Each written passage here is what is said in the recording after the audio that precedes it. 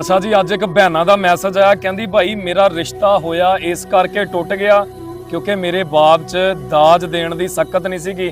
ਉਹ ਦਾਜ ਨਹੀਂ ਸੀ ਦੇ ਸਕਦਾ ਉਹਨਾਂ ਦੀ ਫਰਮਾਇਸ਼ ਤੇ। ਇਹ ਉਹਨਾਂ ਨਾ ਮਰਦਾਂ ਲਈ ਮੇਰੀ ਵੀਡੀਓ ਆ ਜਿਹੜੇ ਦਾਜ ਦੀਆਂ ਫਰਮਾਇਸ਼ਾਂ ਕਰਦੇ ਨੇ। ਕਹਿੰਦਾ ਕਿ ਰੱਬ ਕੋ ਡਰੋ ਦਾਜ ਲੈਣ ਵਾਲਿਓ, ਉਹ ਡੁੱਬ ਕੇ ਮਰੋ ਦਾਜ ਲੈਣ ਵਾਲਿਓ। ਰੱਬ ਕੋ ਡਰੋ ਦਾਜ ਲੈਣ ਵਾਲਿਓ, ਡੁੱਬ ਕੇ ਮਰੋ ਦਾਜ ਲੈਣ ਵਾਲਿਓ।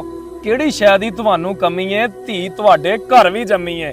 ਉਹ ਕਿਹੜੀ ਸ਼ੈ ਦੀ ਤੁਹਾਨੂੰ ਕਮੀ ਏ, ਧੀ ਤੁਹਾਡੇ ਘਰ ਵੀ ਜੰਮੀ ਏ। ਕੀ ਸੋਚ ਕੇ ਦਾਜ ਮੰਗਦੇ ਹੋ, ਗਰੀਬਾਂ ਦੀ ਜ਼ਿੰਦਗੀ ਡੰਗਦੇ ਹੋ। ਹੱਕ ਦੀ ਗੱਲ ਏ।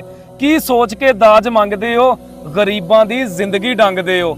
ਗਰੀਬਾਂ ਤੇ ਇਹ ਨਾ ਜ਼ੁਲਮ ਕਰੋ, ਅੱਲਾ ਵਾਸਤੇ ਖਤਮ ਰਸਮ ਕਰੋ। ਉਹ ਗਰੀਬਾਂ ਤੇ ਇਹ ਨਾ ਜ਼ੁਲਮ ਕਰੋ, ਅੱਲਾ ਵਾਸਤੇ ਖਤਮ ਰਸਮ ਕਰੋ। ਆਖਰ ਇੱਕ ਦਿਨ ਮਰ ਜਾਣਾ ਏ, ਰੱਬ ਨੂੰ ਕੀ ਮੂੰਹ ਵਿਖਾਣਾ ਏ। ਸਭ ਕੁਝ ਇੱਥੇ ਰਹਿ ਜਾਣਾ, ਆਖਰ ਇੱਕ ਦਿਨ ਮਰ ਜਾਣਾ ਏ।